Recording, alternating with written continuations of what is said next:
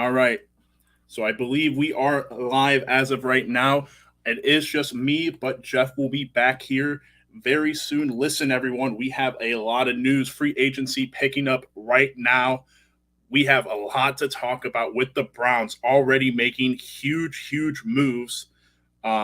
First move, Jarvis Landry has been released. Uh, Listen, great player, great guy. Uh, oh no, am I getting trolled? Oh, I might have got trolled. Oh, I got trolled. I got trolled. I got trolled. Hold on. Hold up.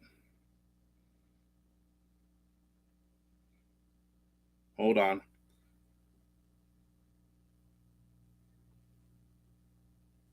All right, I got trolled.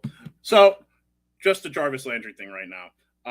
I was totally Adam Schefter 7 by the troll account. Uh, that's so disgusting. But it is free agency. The Browns have started by releasing Jarvis Landry. Obviously, Jarvis didn't have a huge market, sitting at 14.8 million. There wasn't really anything we could get for him in a trade. But that being said, no, Spencer. Listen, that's on me. That's unfortunate, but we move on. I'm just trying to see right now. Mitch Trubisky is signing with the Pittsburgh Steelers. Wow. That is, guys, this is hot and heavy today. We're already getting started. The Pittsburgh Steelers signing quarterback Mitch Trubisky to 2-year deal to presumably probably be the starting quarterback for them. So they're not going to go with what's his name? Racist, whatever his name is. And Dwayne Haskins. So that's interesting. Wow. All right. On the Browns end, like I said, Jarvis Landry out of there. Lots of rumors for what's going on. Jeff, I did get completely trolled. Unfortunately, the Allen Robinson thing, I got absolutely trolled. It was the Adam Schefter 7 account. I didn't even realize it was at the top of my thing. You're muted, by the way. We cannot hear you. Happens to the best of us. God, everybody gets trolled. Dude, it was at the top of my feed. We were getting this set up, and I was in the moment. I was, oh my god, no way, bro. Here's the thing for everybody out there: go to Adam Schefter's Twitter, follow him, and just hit the bell notifications on Twitter. I don't even check the feed because it literally just all comes to your phone. That's so unfortunate. But Jeff, you haven't missed much. Look, a new quarterback in Pittsburgh. I don't even pull up the feed. Right. I was just about to tell you, new quarterback Mitch Trubisky in what is that about? AFC North. So they're not going with Dwayne Haskins or Mason Rudolph. Correct. So that's pretty interesting. Mitch Trubisky, as we all know, a former Chicago Bears / Bills Mafia guy, was the backup behind Josh Allen. And I think he played – I don't know that he played any meaningful minutes for Buffalo, but I think I don't know if he played at all. Consensus was that people were eyeing him and thinking that he would be a solid, bridge quarterback maybe, like a Teddy Bridgewater-esque quarterback. And now he's going to be the starting quarterback for at least this year by the seams of it for the Pittsburgh Steelers. I did hit on the Jarvis Landry release. Obviously, we'll talk about that more. Jeff, how are you doing today? Obviously, a little bit of an interesting start here with everything that's going on. So just trying to get active with it. Obviously, you're probably still trying to do some Twitter stuff, trying to get the link out for the live as of right now. But how are you feeling in general? Feeling good. Oh, yeah, the link. We got to do that. Forgot about that. I've got it. Feeling good. I'm thinking that the releasing of Jarvis Landry is terrible that it had to come to that, but I'm going to miss seeing him on the field. I'm going to miss seeing him as a Cleveland Brown, but that's just really how it goes. Can't really get around that in any other sense of just how the business works. That's just business is business at the end of the day.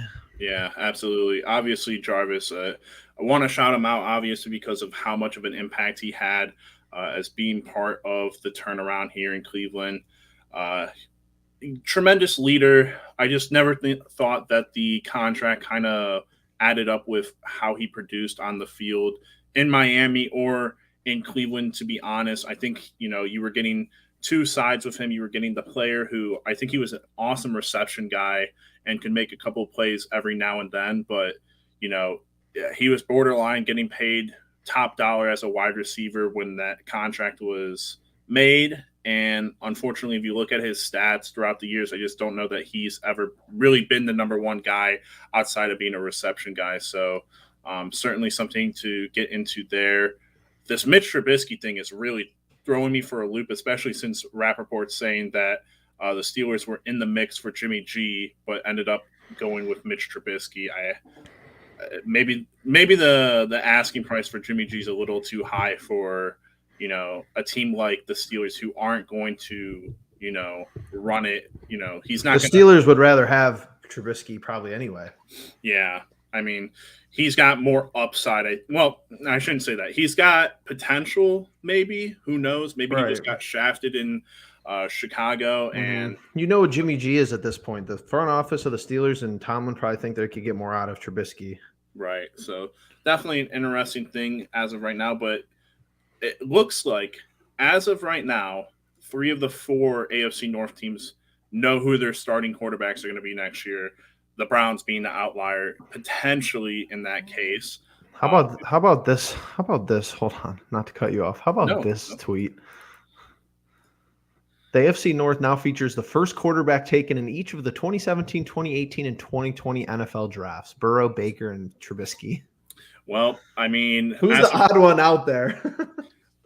Joe Burrow, because Joe Burrow's the most successful one. That's true. That's true. If you're talking about like odd man out in terms of like those 3 names, I would definitely go Joe Burrow because he's had the most success so far.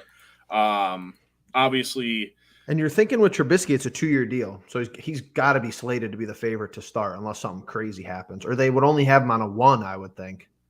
Yeah, I couldn't even imagine them bringing in another quarterback that wouldn't start over Rudolph as of right now. I guess I don't know. It's interesting to think that they said Rudolph, I don't know, that they've had him for a backup now for a couple years, and he's played in meaningful games for them, but he's just never been able to really, I think, produce at a high level is what the thought is, and they're willing to take a chance on Trubisky. So that is all interesting.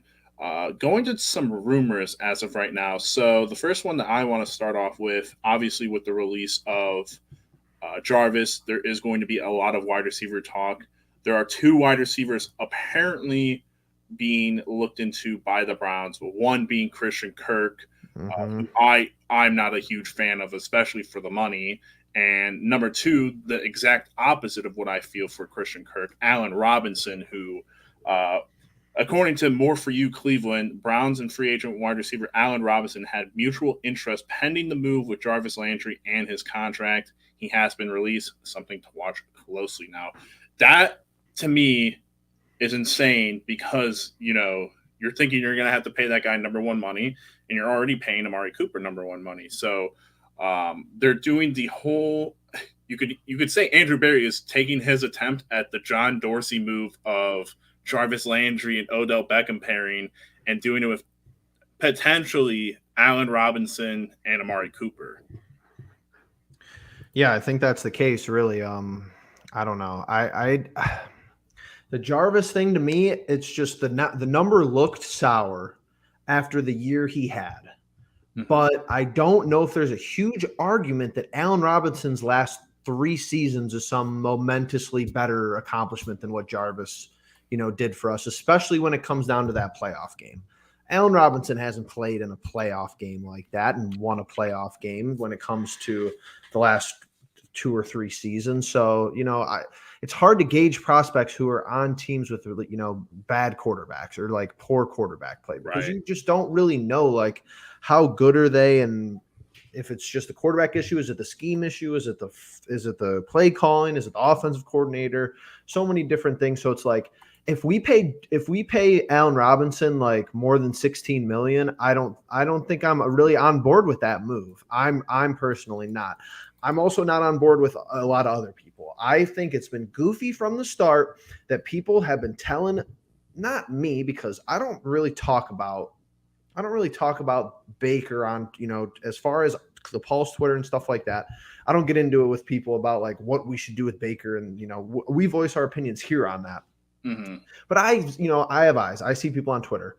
It doesn't make any sense for us to get rid of Baker and get somebody like a Trubisky, a lateral move. How many times have you heard this? A lateral move, basically saying, oh, we're going to move on from Baker and get someone who's not a huge upgrade. But then they don't apply this logic to the wide receiver room. Yeah. Why would we get rid of Jarvis and then sign DJ Chark coming off a broken ankle? This is what I've never understood from the beginning of free agency. Chark, this Chark, he always 6'4". Do you know he's 6'4"? Yeah, I know he's tall, but he's coming off a broke. Like, people are literally complaining Jarvis is injury prone.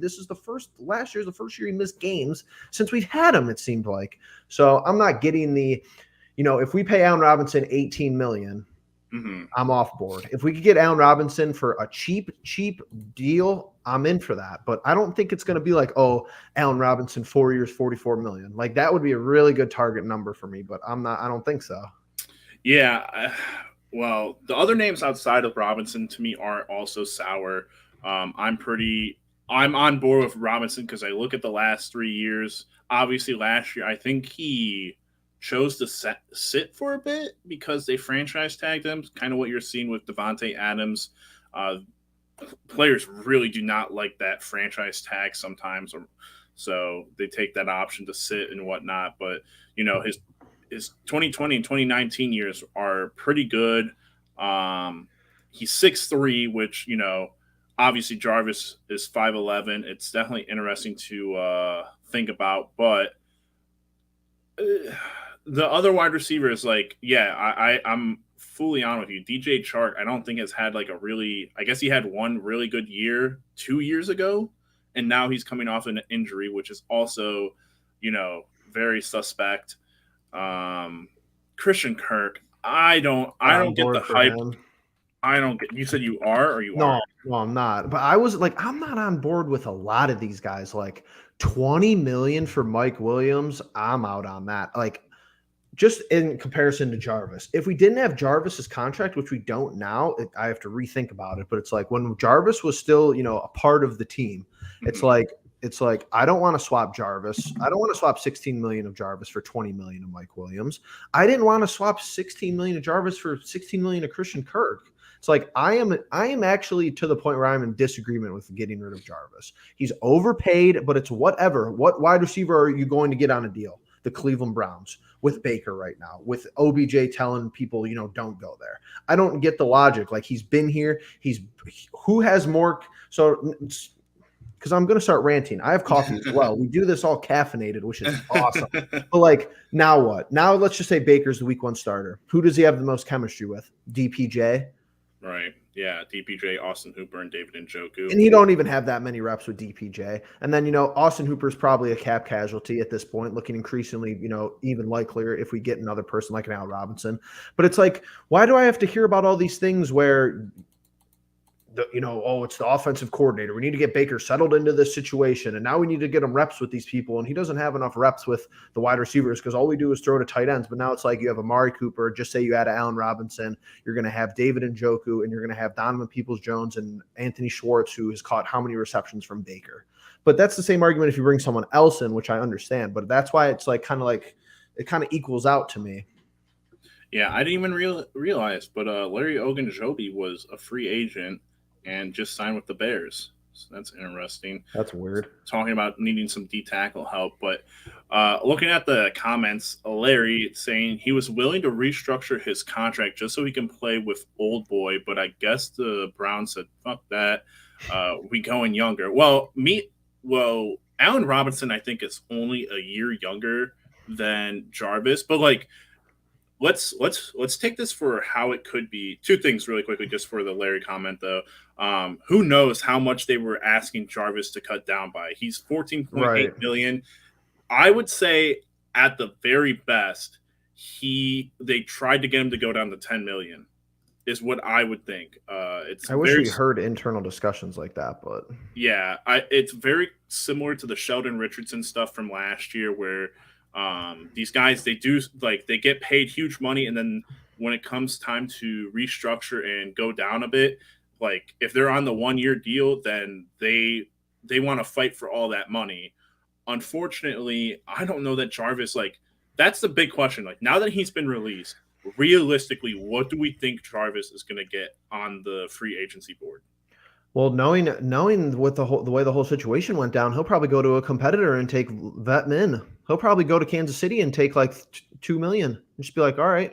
He'll probably go to Baltimore and be like, all right, you guys just kind of finessed me. I've been here for 3-4 years. I kind of was the only person that came in here to care about the organization, the culture. He's been through all the head coaches. He's been through all the movement, the different schemes, the different offenses. It's not just one guy. I mean, he's been around here a while. So, I mean, I don't know how people think. You just see different like personalities and players. Yeah, I mean, here you go. Rams, league min. Sure. Yeah. Sure. Well, I saw that for Tampa Bay. Turner probably you probably bet on that. Can you get lines for where Jarvis Landry's going to go? You should probably bet on that. They'll just get rid of somebody else. What's the thought about? I thought about this when I heard the Jarvis getting cut. I was like, him and Odell are going to talk about taking vet mins and going to Tampa Bay now that Tom Brady unretired. I could totally see that happening. Oh, here's the thing, because I've been meaning to text you this, and I want to put this out on record because you're gonna say I'm crazy, and people in the chat are gonna say I'm crazy, but I'm on board because I texted you earlier. I said, blow out the cap. Who cares? Pick up the phone at this point, especially if you're actually committed to the Watson sweepstakes. I don't want to hear about how well run, like it is well run. Andrew Berry's front office has run the organization well, but I don't want to hear about how we don't want misfits. We take in misfits. Pick up the phone, bring, call Antonio Brown. Just call him. Oh God. Just call him. Amari Cooper and Antonio Brown. Let's talk about the route running prowess. And then you got Schwartz over the top, and you got DPJ as your big ball wide receiver. We could probably get Antonio Brown for cheaper than Allen Robinson and Christian Kirk. He just wanted a deal that, he doesn't want to be on a prove-it deal. So that's the problem. Andrew Berry loves prove-it deals. I'm sick of the prove-it deals. Yeah, I don't know about that one. Turner's right. The CT. Just saying though, it's like Amari Cooper is not a model. Like it's not like he was an issue in the locker room. It's like let's just try it. I don't know. The head case on that one is a little too much for me, but I mean, that's so funny, Jeff. We create head cases though. Jarvis was very cool and calm, and then he just starts freaking out on Twitter. We didn't help Odell Beckham Jr. with the way he acted. We didn't help any of that. We didn't help Malik McDowell.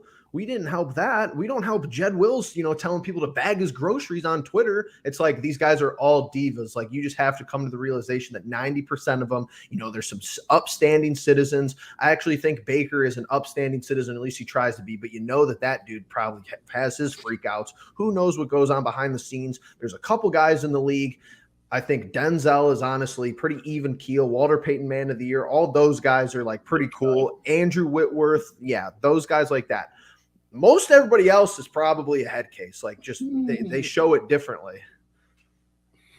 So I'm thinking, come on, bro. They're making millions of dollars. And you're making me laugh. Oh my goodness. AB going to get pissed when we're running the ball 30 plus times a game and he's getting 2 catches a game. Here's like the really interesting part of this conversation. What is our offense? So I'm going to be honest. I have not been a fan of all the spaces on Twitter. However, I did go into one last night because I really, really wanted to get a sense for what people think might happen with this offense. If you go out and you get an Allen Robinson, Amari Cooper duo, and even if you go and you get Deshaun Watson, is the offense going to evolve? Is it going to change with these players that you're going out and getting? Are you going to continue to run the ball as much as you should with Kareem Hunt and Nick Chubb, whoever's in the backfield as usual, and then adding these new weapons, adding Amari Cooper, adding Allen Robinson potentially. I really want to get a sense for what people think might happen. And are they worried? Do they think Kevin Stefanski can do it? Will he do it? What's the thought process there? I don't know. I think that it's just a given. It's see a pista. I totally agree. We all are. I think a little bit in our own right. The Absolutely. offense though, it's just yes and no. That's the real answer because at the end of the day, let's just say in the last 5 years, because I think the league, you have to think about league evolution, and then you have to think about region evolution, and then you have to think about front office evolution, and then you have to think about play calling evolution. It's tiered. So the league has definitely become pass dominant. The stats might not reflect that, but as far as the thoughts around the league, the quarterback is the most important position decades ago. I don't think that was necessarily the case. Maybe having the best defense was the most important. Maybe having, the best offensive and defensive line was the most important, but it's really just based on the money distribution. It's quarterback first. That's pretty common. Yeah. But then let's look at it under the microscope of the AFC North. You can't throw the ball a whole lot in some games in the AFC North. Me and you know that. We know that, 2 years ago playing, the Raiders, and even that one game when we played Deshaun Watson, the Texans. The Texans, yeah. Yeah, you can't really you can't even do something like that in some games. So I don't even know if it's viable to say that the offense would totally change. But if you bring in weapons like Cooper or you bring in an Allen Robinson or something like that, I don't know. It's just it would have to change, but you have to balance it still with Nick Chubb and Kareem Hunt. Right. Well, and I mean David Njoku and Austin Hooper. I mean, we've talked about this with the Mm-hmm. teams in the past. Like we have a lot of big name guys offensively. It's just a matter of hey, are we? And I think the biggest qualm to that question will be the quarterback play. Obviously, we need to know who's going to be the quarterback and if they're Right. going to be able to play at an elite level. We kind of saw Jarvis's stats from 2 years ago, obviously the great 2020 season that we had, aren't that great. Obviously, a slight dip, of course, but Justin, are you more concerned with the offense being tight end heavy, or are you more concerned that let's just say we add Watson, we add Allen Robinson, and we get rid of Hooper? Let's just say like that. Are you concerned that we're still going to be trying to force feed the ball to David Njoku and Harrison Bryant, or are you more concerned with balancing running touches versus passing touches? well, your hope would be that David Njoku would hopefully like evolve into like maybe a Zach Ertz, like someone who's not the top end tight end, but still a very good high quality tight end that can Mm-hmm. get receptions and get yak yards. Yep. We watched him in the Chargers game have that nice play that he got some yak yards and a touchdown on. But Yep. yeah, I mean it's a big question of like, hey, everyone wants to talk about the run game. Everyone wants to talk about the wide receivers being open and whatnot. But like the mix of it is like, hey, you're hoping that out of the run game, you open up the pass game. And if the run game just continues to be good, then we can do what we need to do and hopefully just let Nick Chubb do his thing and Kareem Hunt do his thing or Dearness Johnson do his thing. You go and you get Deshaun Watson and maybe I don't know, you could maybe add a wrinkle in there in terms of play calling, the pistol, whatnot. I mean, I don't personally want to be running my quarterback and putting him into those situations where he could take a hit. Right. But we know on play action boots, obviously those are meant to be passes. But Deshaun Watson, we know, can take off, unlike Baker Mayfield. And so Mm-hmm. there's a lot to really try to get into. I'm just more as a scheme person. I want to see some new wrinkles. I don't want to see the heavy tight end sets. I don't want to see the, tight end and fullback sets if we're not going to, get our two big name wide receivers, which as of right now, there's only one, and maybe they just keep it that way for the sake of, keeping it easy, not trying to have too many big names and, people getting upset because it was like always, oh, once Odell starts getting going, we're going to be great. And once Jarvis and Odell are all on the same page, it's going to be phenomenal and whatnot. Like, it's just hard to manage all these names and be like, oh, I want this guy to do well, but I also want this guy to do well. That was my problem last year. It's like, all right, if Odell starts doing good, like it's gonna take away from Jarvis probably. It's gonna take away from Donovan Peoples-Jones developing. It's going to take away from Nick Chubb getting touches, whatnot, Austin Hooper, David Njoku. Like, it's a lot to balance. But at the same time, like, if you're going out and you're getting these pieces, you have to work them. You have to work them, and you have to find a way to make it work. And if that's getting a new quarterback to play well with them or changing the scheme, who knows? There's a lot of moving pieces to it, of course.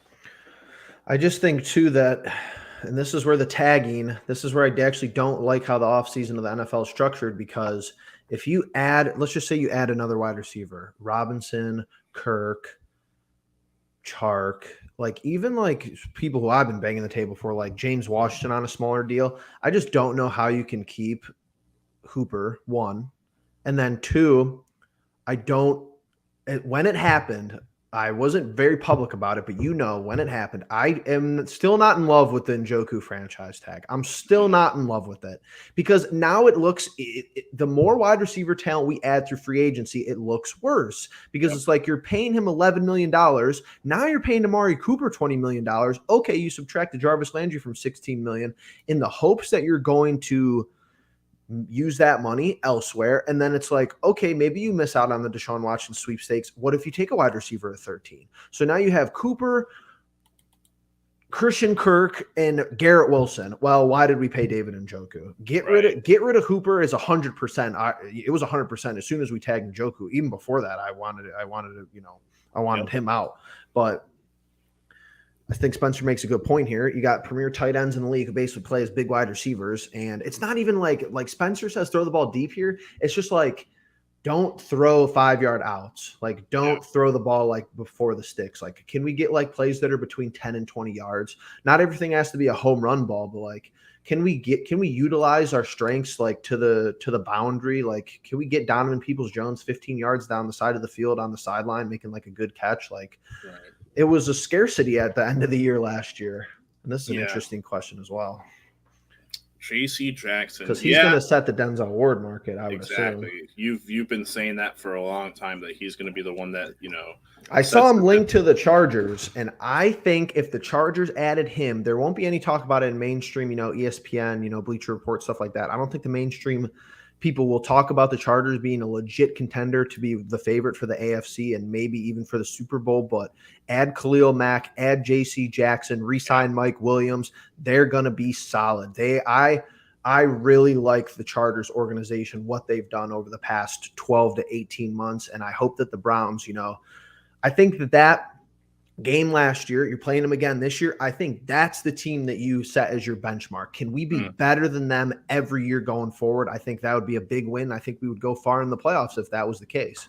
Yeah, they're currently going for it right now. And by the way, Larry Ogunjobi obviously played really well for the Bengals last year. That deal is 3 years, $40 million. Whoa. That dude is making bank, and that's a lot. Because I heard there wasn't a big market for him either. So yeah, that's huge. That is that's kind of concerning for what we need to do on the defensive line in terms of adding people and quality people at that. So, oh boy. All right. So, talking about the defensive line, Jeff, Zadarius Smith, a potential look out there from Jeremy Fowler. Zadarius Smith is a very intriguing name in the free agent pass rusher market.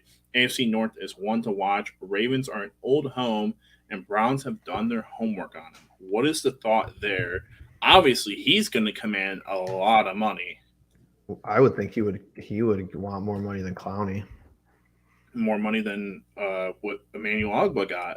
$16.5 million. But I'd rather pay somebody. So let's check him out. Let's check out his Pro Football Reference, because I don't really it's tough following teams in the NFC. So he's been with Green Bay. Did he not play this year? He played one game in 2021. Is this true? I believe he got hurt, but he was hurt all year. He was phenomenal. He had 12, and he's had 26 sacks the 2 years before. So yeah, he was phenomenal with the other edge rusher in Green Bay. They were, and that's the thing. It's tandem DN work. So yeah. So here he is. He played one game in 2021.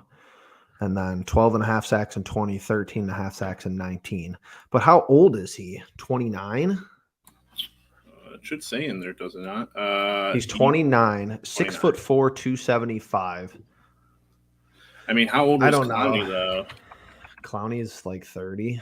Yeah. I mean, a lot of these guys that we're looking at are probably going to be on the little 29. bit. They're the same age, but I don't think he's got as big as the injury history as far as Clowney would go, or like the major injuries. Obviously, he just came off a major injury, but if you want to win now, number one is quarterback, as we've been talking about. But after that, it's like just get another edge rusher, and your defense is just that much better. If you don't want to pay Clowney, like we saw it work this year, where we could play absolute nobodies at D tackle, and actually hopefully play people, this upcoming season who are better than what we played last year. Still do fine. We get carved up in the running game, but those last 6, 7, 8 games, defense was outstanding against really good teams too, against Aaron Rodgers, against a banged up Baltimore Ravens team. But still, it's just something that I don't think we thought the defense was going to get that good last year. Right. Yeah, I mean, the D line as of right now, it's decimated, but it's you got Togiai though. You could just bring back Malik Jackson. Mm-hmm. There's a couple options there. Might come back. Who knows? I mean, depending on the injury. Obviously, we talked about Olivier Vernon as well. Mm-hmm. It's a matter of trying to nickel and dime some quality players, like you did with Takk McKinley. I thought that was a nickel and dime move where he had a lot of upside, but we also just got him on like a premium. So for what he ended up doing at times. But that's where I think Andrew Berry's genius, because what is the Ogunjobi deal? 3 years, 41. Yeah, 3 years, 41. So you're paying him on an average per year 13.5 million. It's like, okay, we could have done that. The Browns could have done that. Let's just say that. Or do you pay Zadarius? What's his last name? Smith? Am I uneducated? No, Zadarius Smith. We'll just pay him 2 years, $40 million. Right. Joker, appreciate you stopping in, buddy. Saying he's got a poker tournament he's in, but he's showing some love as always. Let's go. Shout out the poker tournament. Hopefully you don't get pocket aces. I can't stand pocket aces. Maybe that's just me. What do you think about this, Justin? You think we might see Hunt line up in the slot at all this season? I mean, not really. I think if anyone's going to line up in the slot outside of, whoever we have at wide receiver, it's going to be Demetric Felton. And technically, is he just a wide receiver at this point? He's got to be. If we keep all three of them, if we keep Tender to Johnson. Yeah, I mean, I don't know. Obviously, we've had a lot of instances where our guys flex out from the backfield into the slot or wide right or wide left. And so the thing is with Hunt is like his value is now increasing in terms of just like if Dearness is gone, then you can't really be overextending your hand in terms of what you might do as a trade. And so I don't know, like he's a tough one to read. I don't know what the money is on him, but if he's included in a trade for Watson, like, what are you going to do? I don't know. It depends on when these deals get done is the biggest thing. Right. Honestly, was expecting it to be a little bit hotter right at the start, especially at noon. Obviously, some big moves, obviously some shakeups in like the quarterback play in the AFC North, but to keep complimenting Andrew Berry, because I'm just going to do so until he does something completely crazy, which I don't think he's done yet. He does every move he makes is to give you options for the next move, it seems like, for the most part. So you get rid of Jarvis. That changes every move we've made for the most part has tweaked our draft strategy even a little bit. Yeah. Absolutely. Now maybe you absolutely fall in love with Chris Olave. Now maybe you get Olave at 13, play in the slot. Maybe could see it trade backwards, maybe. Keep Hunt, keep Chubb, keep Dearness, have Olave in the slot, play Cooper on the outside, play DPJ. It sounds like there's rumblings Higgins is going to be gone, which is fine. Another guy who I think he's helped the city out a lot, played well in playoff games, but business is business. He really is unimpressive. He's in the doghouse every year. He has a cool celebration. He's basically like he was like a glorified WWE player for the Browns. But that celebration is bar none. Obviously. I don't think there's anything better. We didn't even see it last year. We didn't even see it. I love Higgins. I wish it would be possible for him to come back. But he's got to do what's in his best interest. Right. There's no chance we're gonna give him the money that will satisfy him probably outside of what other teams might be willing to do. So it'll be interesting to see where he goes. But I'll definitely be rooting. That's a guy like him and Jarvis. Like Oh those yeah. those will be guys that I root for that aren't on our team. That I just have respect for. But in terms of just trying to look, so we also have the BJ Hill rumor out there. However, with Ogunjobi being gone, I think that's gonna Hill's be getting more. that's gonna be a tough ask, and that's the big thing. Like you talk about J.C. Jackson setting the bar for Hmm. Denzel Ward's contract extension. Like now that some of these first moves have been made, like you're like, oh goodness, like you're gonna have to again nickel and dime people. Try your best, and you can't do that, right? The problem with Barry right now is he can't do any like it feels like he almost can't do anything outside of just straight up signing people because of the Watson rumors. It's like, are Hmm. we gonna have draft capital to trade Hmm. outside of you trade a fifth round pick for Amari Cooper? Like that's phenomenal. But are you gonna be able to, maybe trade for other people or I don't know. It's really interesting to try to like gather what might happen with trades and signings now that some of these first guys are off the board. Well, this was why pre-Watson news, I was a big advocate of just getting the Denzel Ward deal done first. We'll set the market, and then J.C. Jackson's like, all these camps are thinking the same. Like, just let's look at J.C. Jackson's, camp, his representation versus Denzel Ward. Whoever Mhm. signs first, the other player is going to be like, oh yeah, I'm just as good as him, probably better. They're going to be like, I want more than that, regardless of who it is, if it's flip flopped. If JC Jackson goes first, Denzel is going to be like, yeah, here's these numbers that say that I'm better, regardless of what the numbers even are. I don't even know the numbers. I'm just telling you the situation.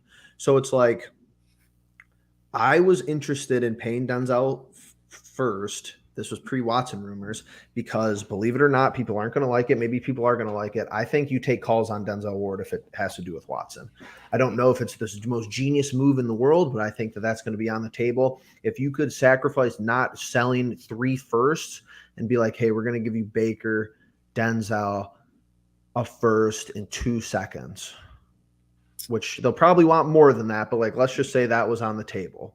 Okay, that's you really could get away with it if Houston wants to try to like open a window for the next like 4 years. You could probably do that. If they think they're way far away from that, then they won't ever do that. But and another thing with the Njoku thing, we already used the tag. I was kind of interested in tagging Denzel Right. for Well, 1 year. Denzel's not. I mean, he's on the roster. He's on the 1 year deal as of right now. Right. So we don't need to Yeah, tag we got him. him. But Yeah, yeah. so one thing I that I'm forget with seeing these 5th-year contracts. What's he making next year? probably close to like what Baker might be, like probably like 14, 12, End of the maybe. day, I just didn't like the Njoku franchise tag. That's just my sentiment. Well, speaking about money, apparently, according to Nathan Zagura, I don't know from what, because it's not a tweet. I think he does a podcast that someone might be listening to. And I saw they're going to try to restructure Amari Cooper's contract into like a long term deal with less money or something like that, apparently. Yeah, I think we covered that they were going to convert some into signing bonus and only have them be like an $8 million cap a year, which will free up 12 million. We're already 3 million under, so that would take us to 9 million positive. Get rid of Hooper on the date, which would free up another 9 million. You got 18 million there, and we just freed up Jarvis's Right. what? I was What, about to what say was that? 14 or 12. So 14.8. now you're like 30 mil. Right. So, And yeah. Zadarius Smith could cost 20 if you're interested this year, and What about Case Keenum potentially being gone, Case depending Keenum on could be a goner. That's like, where? was it really worth 2.45 million for Dearness if you're just gonna keep Hunt? But like you said, Hunt could be in the Houston deal, Mm-hmm. Yeah, a lot to be considered, and you obviously. could just let Denzel play this year, and that you could tag him next year, like you were saying, like 13.294, still getting him on a steal this year. I feel like no matter what, though, like the only there's no real like problem with letting Denzel just play it out outside of like kind of like the Miles thing, just like having the assurance of knowing he's going to be here for the next couple of years and whatnot. He's like if he plays another year, if he plays a year like he did last year, there's no way he's not negotiating for the max. at his position. Right. But if he has one of those years where he gets hurt and he's out for periods of time, Mm-hmm. again, that's that's kind of like what we talked about with Baker. It's like if Baker had lit it up last season, it would have been that conversation of like, all right, well, is he Or he getting could just back? hold out. Yeah, who knows? I mean, a lot to take in there. Mike, hopefully Njoku can show or somehow grow as a piece of the offense and be worth that contract next season. I'm fine with the contract. Jeff isn't, mainly because I think Hooper is still here. I'm fine with the contract if Hooper's gone. But I'm with Jeff if Hooper's still on the roster and Bad. Njoku's tagged and whatnot, and we sign another like big time wide receiver, like that's gonna make me pretty upset for the most part. I wish something would pop off right now. I can't Me believe too. I'm still pretty pissed about I got absolutely sideshowed by that Adam Schefter 7 That's account. hilarious. Dude, That literally happens to me too. All like it, more than it top, really should. top of the feed, we're trying to get this thing started, and I'm like, oh my god, it's happening. And then someone immediately comments underneath that it's a fake account, and I had to delete the tweet because I was insecure about it. It got me on it. But let's see. Pat McAfee, what are you talking about? If I was the Houston Texans, there'd be 0% chance Deshaun Watson stays in the AFC. I mean, why do people like say that? Like, I why? don't think it's Why do that you serious. like? Why do you care? Like, you're trading him away, and You're anyway, not ready to win now. Like, the who only cares? the only thing you should care about if you're even entertaining the trade in the first place, it's like, what can I get back for this guy? Whoever gives me the most, like, who cares Yeah, if it's a that's dude what. in the AFC?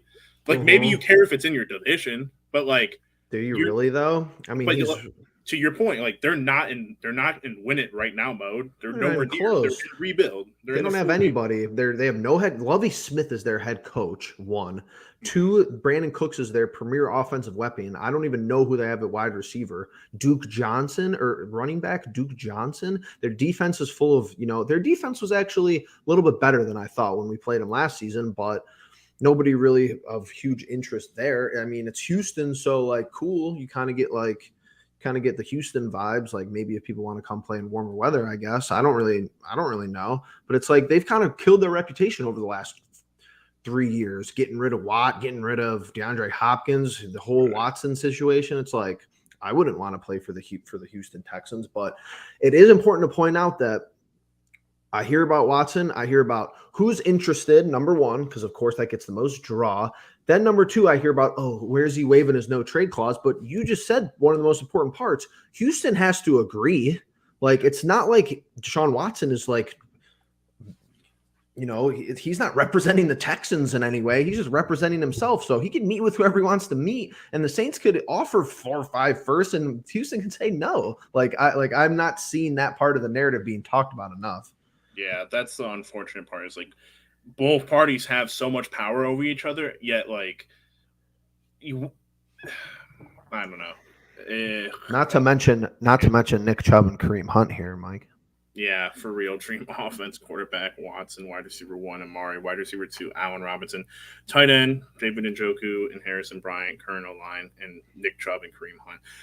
My And Schwartz is a burner over the top. Here's the thing with this. And DPJ. This scares me because like, how can we have all of this and somehow like have like, I guess it's just like, it's not scary. It's just like mind boggling that this is a potential thing. And it's like, you could keep all these pieces reasonably. Obviously, like Njoku would probably be gone next year because you can't keep him on money for that if you have all these players. Mm-hmm. Kareem's going to be due for a contract. Like, I don't know. It's all nuts. The only like the beneficial thing about trading for Watson is that his contract is already Set in stone. set, and it's nowhere like near what he probably could get now if he was signing a contract. Here's the leverage I really do enjoy with Robinson that I actually didn't know. He was making 18 mil last year. He was on the tag. Oh yeah, he was on the tag. I think he's coming down from that. He's not getting that number again. I would hope. I mean, that would be like the hope, but again, I'm gonna send you this thing, Jeff. Just if we can read it up on the Andrew Berry. Turner, I saw somebody else. I think I saw the Jets linked to Marquez Valdez Scantling. That's a hell of a name, isn't it? Jacksonville signing. I wouldn't mind him. I wouldn't mind MVS. Yeah, that's like your number 2 wide receiver, and you're barely paying him. That's why I would like it. But that's like my thing. Like Allen Robinson's the only other guy like on that list of wide receivers that I'm willing to pay upwards of $16 million a year. Everyone else, and it's always so hard to judge it because Mike Williams set the bar as a wide receiver 2 because he's not in front of Keenan Allen. He set the bar as a wide receiver number 2 at $20 million per year. So really quickly with this, just Andrew Berry talking about Jarvis Landry. The trade for Jarvis Landry in 2018 was a key moment for our organization. Jarvis' on-field production and fiery competitiveness speaks for itself, but his leadership and team-oriented attitude impacted our culture in a way that will last in time, even beyond his release. These decisions are always difficult, but we wish Jarvis well, and we look forward to the day when he returns as a storied Browns alum. That's huge. I mean, like in all Barry's a reality, class act. We know Barry's a class act. yeah. In all seriousness, with Jarvis, like he really was a huge part of that turnaround. Like I think as like a mentality thing, he was a big part of that turnaround, obviously, and then a couple of other players from those years that were added. Could be talked about Miles, Baker, offensive lineman Joel Bitonio, and all those guys. I mean, all of them had huge impacts in their own ways, and Jarvis will always be remembered for being a team first guy. So very, very big words there. This is interesting because we're all wrapped up in wide receivers and quarterbacks and stuff like this, but I think this is an interesting tweet. Isn't he probably a goner? Right. There's no chance we bring Ronnie Harrison back. But I just think it's funny he's tweeting that right now. Oh, him with his 1 tackle for loss maybe on the whole year. Dude, ugh, that's so disgusting. I'm not. It's the same way, like I don't know, man, because now we're just there's probably a good chance that Mac Wilson isn't on the team, which I'm not going to be upset over that. It's like Ronnie Harrison, he was the starting safety though, so you're basically sold on John Johnson III and Delpit being your starters. Mm-hmm. You're sold on Jacob Phillips not getting hurt in OTAs again, and Joke playing. And who knows what's going on with Anthony Walker and Mac Wilson. And then, of course, you got like backup Sione Takitaki plan, which is fine. I'm actually a big advocate of him, regardless of, how PFF thinks he sucks or whatever. I think he's fine. Defensive tackle is the biggest question mark on the defensive side, even just going through what we just talked about, literally with the other 2 levels. You have Myles Garrett, which is fun. Your cornerbacks are completely fine. They're actually perfect. You probably could afford to move one of them. You probably could afford to move a Greedy Williams if you really wanted to, which is interesting. And yeah, edge. I think if you stick at 13, you go edge. You go Karlaftis at 13. You go David Ajabo at 13. You prioritize hanging on to Porter Gustin just for fun. I like Porter. I like Porter too. I like Porter better than bringing in like Vernon, but I don't know. I think Porter has his moments, but cornerback's like our only safe position on defense as of right now in terms of like depth and starting talent. Safety, you have your starters, but you don't safety really have just got signed actually. Tracy Walker, 3 years, $25 million to the Lions. Interesting. That's a lot of money for a safety, or is it not? $25 million. What is that? I guess John Johnson's making like what, 13? Yeah, he's making a good amount.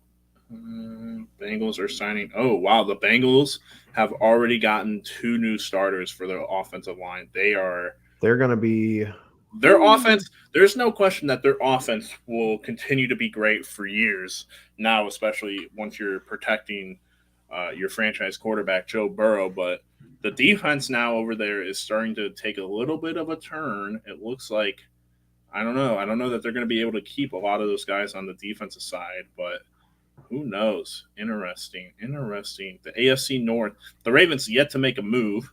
Who knows what's going on Do they there? really need to make a move though? Like that's the question I have with the Ravens. Like, well, Everyone's just hurt Villanueva, last year. yeah, Villanueva retired, but I don't even really know if he played that good. It's like, can they just stay healthy and have Lamar and J.K. Dobbins and like their DBs all year? Like, I don't. I think they're the team in the North who actually doesn't really need to make a move, that much. Oh boy, can you put this latest comment up there for us to read out loud? All right, so B Skrill says, I just got finished listening to 92.3 The Fan. This guy on there for saying the Browns was trying to offer Texans Mayfield, Hunt, and Greg Newsom and 2 first-round draft picks Whoa. for Deshaun Watson. So everything on there makes sense to me, except I would go with like what Jeff is saying and probably do Denzel, but they Over probably don't want to. Newsom. But they probably don't want to take like with Mayfield and Hunt. Mm-hmm. Those guys are all on 1 years. That's the biggest problem with trying to trade Yes. some of these guys away in this deal. It's like, hey, they're on 1 year deals and they don't have to re-sign with that team next year. It's like all they're going to be getting is the 2 first-round picks then, and yeah, those are great. But if you're expecting the Browns to be playoff team, then those picks are in the late 20s or in the 20s, and you're not really getting like what you would want for them. So it's interesting. Shout out B Skrills in chat though. What's up, dude? Yeah, 92.3 is that like Adam the Bull and Dustin Fox, or was that like someone that came on as a caller and said that? Because those guys, that's like their thing. Is like they always try to propose like what would be the easiest way. Because 2 first-round picks, all right, you still allow Andrew Berry to have his second-round picks and a potential to trade back up into the first. Mm-hmm. That's my biggest thing with like the trading for Watson is like, do I really want to deprive Andrew Berry of the first 2 rounds for the next 2 years, 2 to 3 years? Like, it's interesting because I feel like he's done such a great job. The only person that you can maybe question that he's drafted in those 2 years is like Jedrick Wills, and like he's still a starter. Yeah. And he's good when everyone else is active on the line, but it is definitely something to keep an eye out on. But I think just landscape wise in the NFL, what was I gonna say? Well, the Jaguars just got another offensive lineman, so it's looking like Aiden Hutchinson or an edge is a lock to go 1. But I'm curious to see, like, I would be curious to know what front offices really do consider, like, as far as value differentiation, because it's like we're in the top 15 this year. Like our first overall this year isn't like 25, like 26, like 13 is, you could get a generational talent at 13. Like you could do that anywhere in the first round and especially later in other rounds, for the NFL for sure. But it's like Baker was first overall in the draft. Obviously his value is worse than that now. Right. That's the case. But it's like, we're giving you a first overall pick. We're giving you 13. We're giving you, Kareem Hunt. We're giving you a guy who was the rushing leader a couple of years ago. It's like, that's a lot right there to start. I do agree with the mindset that these front offices love doing their own thing. They love making trades for their own guys, and they really, really, really love drafting people that they drafted. I do get that, but it's like at some point you just have to like understand that we're giving you 2 picks inside of the top 15. We're giving you Kareem Hunt. Maybe we'll even throw in, later round picks than that. So I just don't see where they could be like, we want 3 picks and not players. Like I understand where they would be coming from with that, but I think there's going to have to be a little bit of leeway if they really want to get rid of him. Like if they really want to deal right. him, especially with all the, the leverage that other teams have. Like what if he gets a 6-game suspension? We're going to give you 4 firsts and he's going to miss a third of the year. Like, I don't know, man. Other teams could just totally shut Houston out. Yeah. This is interesting. I thought Turner was a Baker hater. Was he not? No, Baker, he's not. No, he likes him. Oh, interesting, Turner. I thought for sure you were a Baker hater, but that's interesting because he says it's too risky. What if Watson gets the league suspension like you're talking about, Jeff? And then this, the potential idea, which I think was, the original before all the Watson stuff, I think was what everyone believed was going to happen is what if we ride out Baker and wait till next year to see who's available free agent wise or draft wise in 2023. I think that's like the big argument of like Andrew Berry, and this is like where I find it really believable that they are going out, they are trying to get someone that they feel is a huge upgrade. They have not drafted a quarterback, and they haven't really picked like in free agency a guy that they think is a better quality quarterback than Baker. And I don't think it's possible to like it's this year. If you ride it out with Baker and he plays poorly again, whatnot. If he plays poorly, he's goner for sure. The only problem is, all right, free agency. Who's the best guy available? There might be more. I guess Kirk Cousins is one name that you can already pick up there because he's had a 1 year deal.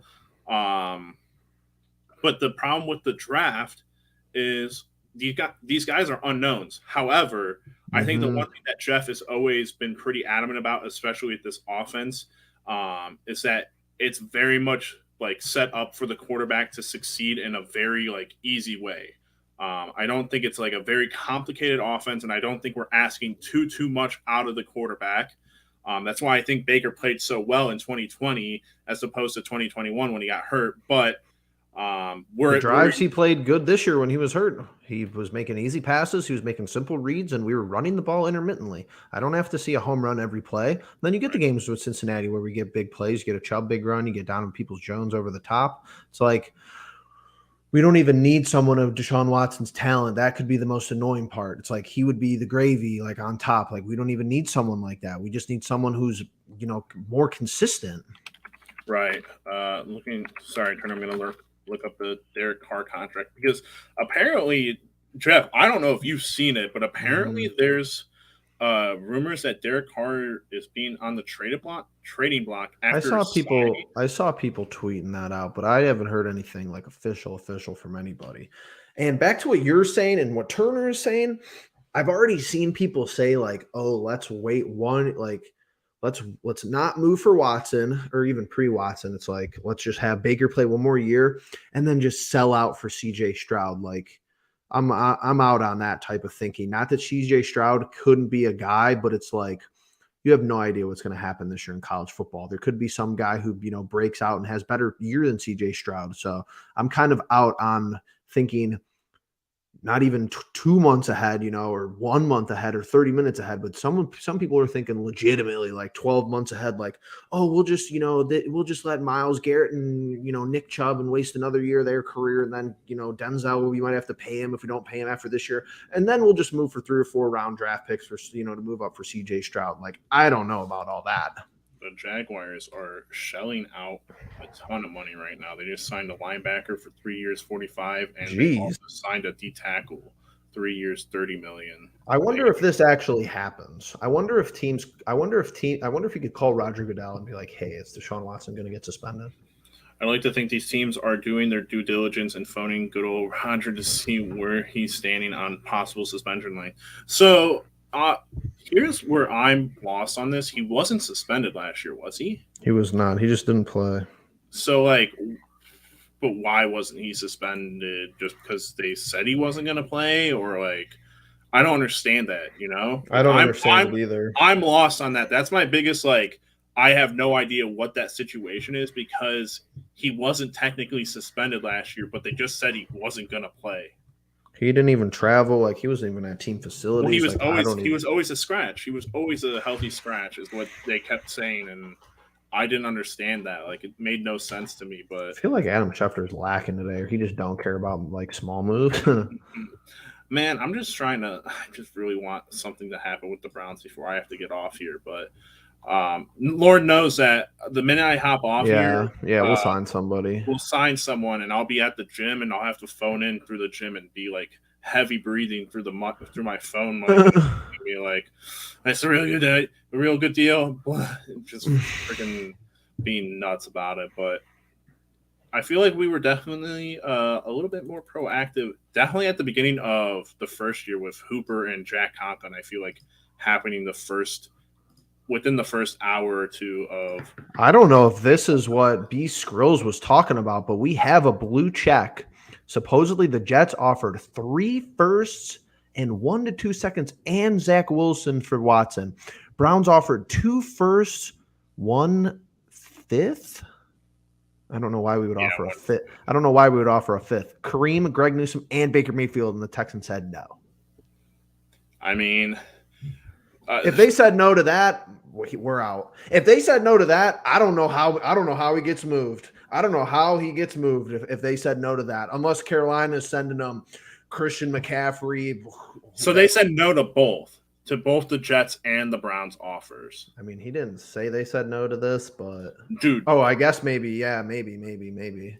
Dude, that's ludicrous. I would have taken the Jets offer mainly because I know no matter what, I'm sorry, Deshaun Watson, he's a great player and whatnot. But I know that he couldn't do much without DeAndre Hopkins and with the Texans. He would not be able to get the Jets, anywhere above 500, I think. And those 3 first round picks would be huge. This is what annoys me about front offices, though, because if this is true, we offered them 2 firsts. Kareem, Kareem might not. Kareem was a second round pick, I think. But we're giving you 4 firsts if you're clowning Newsome and Mayfield, and you said no, and we're just throwing Kareem on there, kind of on top of you because you have no running backs, and he would probably be your starter. I'm telling you though, all these guys except for Newsome are on 1-year deals, and yes, this is true. They're not gonna turn it around in a year. And there's no point to getting a Kareem Hunt and a Baker Mayfield in my mind. You would do it just because it makes the most sense for the Browns to trade Baker Mayfield away before I don't know, things should get super sour and I don't know, he somehow held us hostage in that situation. I don't know how that would work, but if they said no to that though, the Jets offer is nuts. 3 first rounds. 1 to 2 seconds, and Zach Wilson. Listen, Zach Wilson isn't anything in my mind, but he's young though. You're getting 4 years out of him. Yeah, you have years on him. So, and then Mike. Yeah, that makes sense too. But that's nuts. I mean, what does this dude want though? He would not go to New York. That is true. You're right. Yeah, I guess. That's the part of it that's he might want to go to the Giants, but I don't know. I can't even believe that he wants to go to the Saints. That's a huge thing. But I can't even believe the Saints care. Just hang it up. The Saints are the goofiest destination to me. Okay, cool. He gets to play in a dome, but it's like Michael Thomas and Alvin Kamara facing jail time. It's I'm not getting. And how much over the cap? I'm not getting this at all. No idea. Oh boy. That's what I'm saying, Mike. I don't know how they could even get rid of Hill, get rid of Winston, maybe trade Kamara to the Texans. I'm not getting any of it. I'm not getting anything to New Orleans. Oh, the Panthers. I mean, the Panthers should just shell out. Why don't you just shell out? I don't know. That's the problem. It's just I don't know what it realistically is going to take to get him, because in my mind, it's going to be all picks. And if you're looking at it, the Panthers make the most sense because I still don't think the Panthers are ever going to they're like the Jets. They're almost they have some pieces where you're Christian McCaffrey, DJ Moore, but is that coaching staff competent? Is the defense okay? I don't even think their wide receivers are that good. That's why, if I'm the Texans and I'm looking at the Browns and I'm if we trade Deshaun Watson to the Browns and all we're getting are picks and 1-year deal guys, it's not going to matter to us. These picks are going to be in the late first round. Right. I know I would cherry pick off of the teams that if he signs off on a team that's semi decent or bad, but he's still willing to go there. If I'm Watson and I'm the Texans, I just send it there. But the Browns, if they shelled out more, would make sense for Watson, but not so much sense for the Texans. But all speculation, of course. Panthers are actually kind of intriguing option. I mean, I agree. I think that there's possibility there. the Texans could draft the quarterback with that. There's 7 or 8, something like that. I can't believe the Eagles aren't more involved, really. I think the Eagles make sense because you could give up Hurts, you could give up picks. You just drafted a wide receiver. Like, you have decent running backs if you want to use them. Like, you still have Miles Sanders. You have Boston Scott, some other players. Their offensive line needs some work, and their defense is, like, okay, but I like this from Epsito. How do you say that, Jeff? I don't know. I've been calling him a Pisto, but I don't know. What is Seattle doing? Newcomer.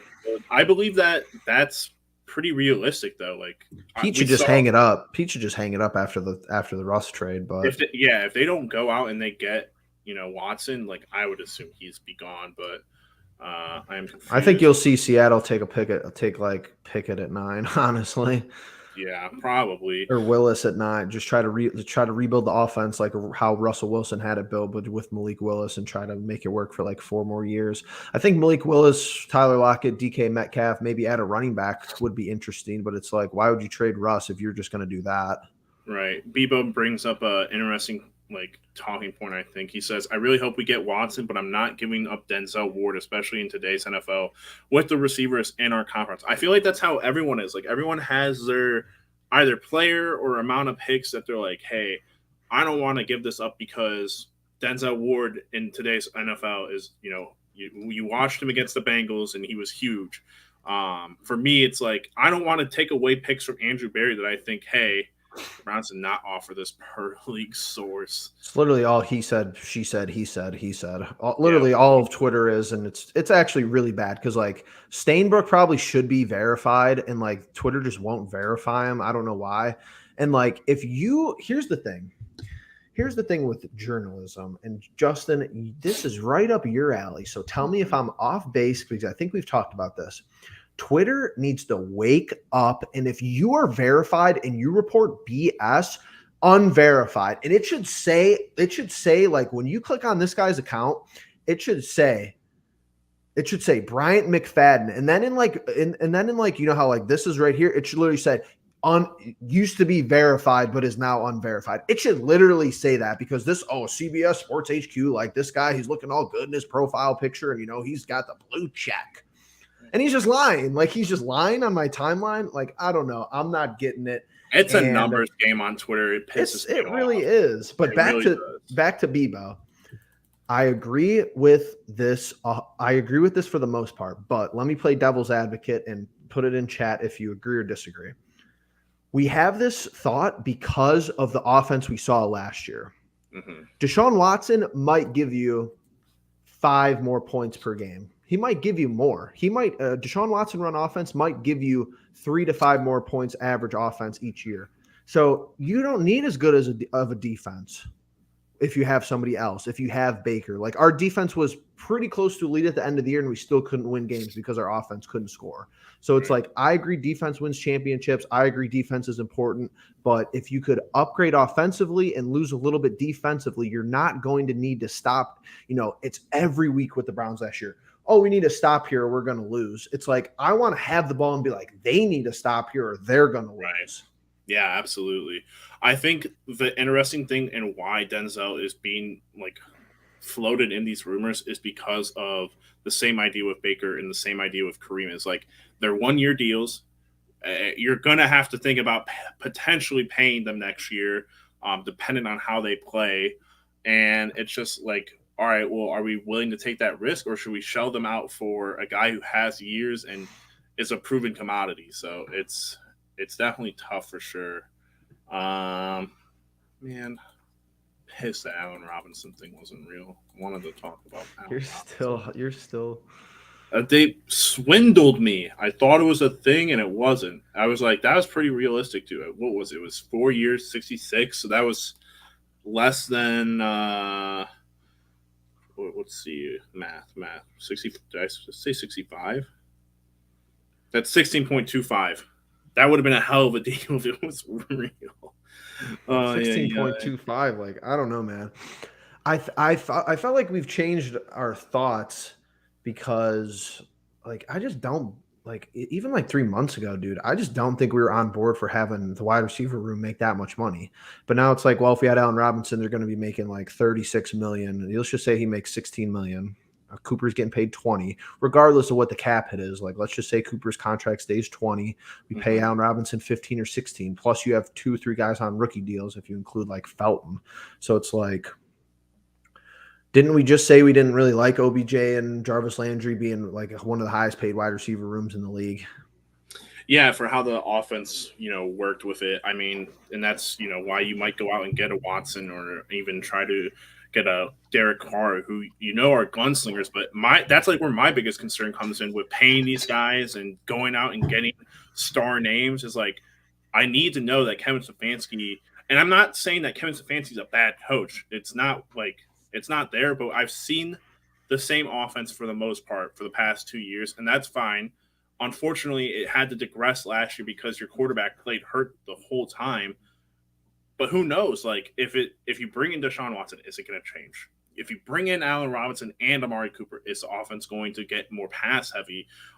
Is it going to get less tight end heavy? Like who knows? Are we still going to utilize the fullback and whatnot? I mean, it's rough. I think it's just back to the options, back to keeping options open for the whole thing. Because if we added another even like mid-tier wide receiver name, which I don't even know if there is mid-tier, which is kind of the annoying part. It's either like you're going for another big splash or you're trying to sign like a prove it deal, like what I've been talking about with some smaller names around the league. But if we add another wide receiver, I think you're either assuming we're selling our first this year. Like if you add Robinson, it's like, all right, now you're all in on Watson. I think that's just how I think about it. Could be wrong. Like could be just trying to bolster around Baker, but if there's already rumors that we want to move Baker, it just doesn't look good. Like that just doesn't look good from the organizational standpoint, especially after we've literally been saying like he's our guy, and we've talked about how teams strategize. Teams just say stuff to say stuff. Like that's what we've agreed upon. Like you see it all the time. They said it about Josh Rosen in Arizona. Like he's our guy. Right. They just get rid of him. Like that's just how the organization works. But if you get another wide receiver, you're bound to go edge at 13 because that is like what you're talking about with Stefanski. It's like you have Cooper and Robinson. Why would you take a wide receiver at 13 when we're going to just run 3 tight ends? And it's like not even a done deal. Hooper is like gone yet. Right. I don't know. It's rough out here. It's just like the interesting thing is like if you don't land Watson, like what is the actual thought? Like if they just roll with Baker, like it goes back to Turner's point. Like are they just gonna roll with Baker and see how it plays out? And what if he plays like? And I know we said this time and time again. What if he plays phenomenally well? Like what if he plays up to the standard of like a Josh Allen or something like that? Like then are you going to just sign him long term or are you going to franchise tag him like they did in Dallas with Dak? Like who knows? But then what that means again, you take another year and you're thinking what you might draft a quarterback, you might not, you might.